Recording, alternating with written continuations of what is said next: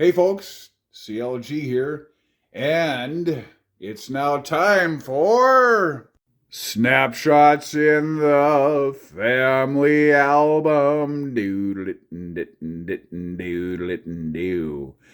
Let's take a walk down memory lane of Kilo Alpha Zero Charlie Lima Golf. So, what was I doing back in the good old days? Well, let's take a little look at the old scrapbook here. Here it is. Here's one of my, I was into awards back then. So when I started out, 1977, I must have got my novice class in 77. But they had these awards. This is WB0DDX. That was Hal Joseph. He was the president of our local ham radio club, which was called the Runestone Radio Club in Alexandria, American Radio Relay League. My first contact, they had a first contact club certificate that I also got from the Runestone Radio Club. So that must have been the first contact on CW, 1979. I don't know. Pretty cool. Here's another certificate. You know, they had a lot of certificates back then. They were trying to get, new hams, keep them interested, Award certificates were one way of keeping all that going. Oh, folks, ladies and gentlemen, here's the original ham radio license from, this is the general class, which I got in 1979. And yes, ham radio did lead to what I thought would be a career in broadcasting. Austin Area Technical School, radio, television, broadcasting. Did get the degree. Man, that was a party school. Holy crap. Oh my God. So I went into broadcasting and I actually was on the air at the local FM station, KSTQ, Alexandria FM radio. It was adult contemporary. And my slot was midnight to 5 a.m. It took me probably a summer to realize that that career was bullshit. So I did something else. And here he is, the kid. This is probably 1979. Look at that. Glasses, hair, all my QSL cards, a big old map. QSL card. And there's my first real radio, a Swan 400.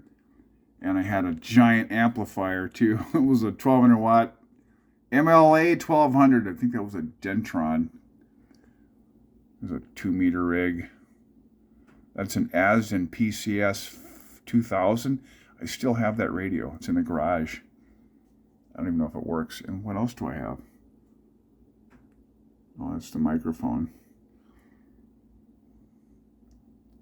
CLG. The years have been, I don't know, bad for you or good for you? I don't know. Jeez. Who the hell is that kid? Ah, ha, ha. This is the funniest page ever. Okay, let's go right to here first. The Swan 400. Or the Swan 400. I'm just kidding. So that's what I got. Burkhart's. That used to be a really cool amateur radio store in, I forget where it was. South Dakota. They're gone. They went belly up. So, check it out. 400 watts. $330. It was in real good condition, 60-day warranty. That's the Swan 400. Here's a buddy of mine, Mike. He is now a electrical engineer, and like me, he doesn't have all that here anymore. We've all aged over the years. So yeah, a little scrapbook. Oh, here's this old guy. For some reason, I talked to him on CW when I was a novice, and we used to have QSOs in the morning before school. I forgot this guy's name. But he'd always be on there. He was retired and was an old man, and I think he liked getting on CW, so we would have QSOs. When I was a novice, he sent me a QSL card, and we kept in contact for a while, but after a while, I was like, this is weird. I don't got time to talk to this guy. I gotta go to school, man. It was weird. Oh, this is when I was starting to turn into a rebel. Look at him. What are you looking at? Oh yeah. Yeah, things went sour for CLG a few years after these photos, but yeah, I got started. Here's QSL cards. There's mine. I don't have any of those. I wish I had one of those, but this is a photo I took. I was going to make a QSL card photo, kind of a collage, make a new card out of this, but I never did. Here's some on the air photos. Look at that snazzy shirt. 1979. I think my mom or dad or one of them came down and got a picture of me transmitting. Oh man, I can't believe I have these photos.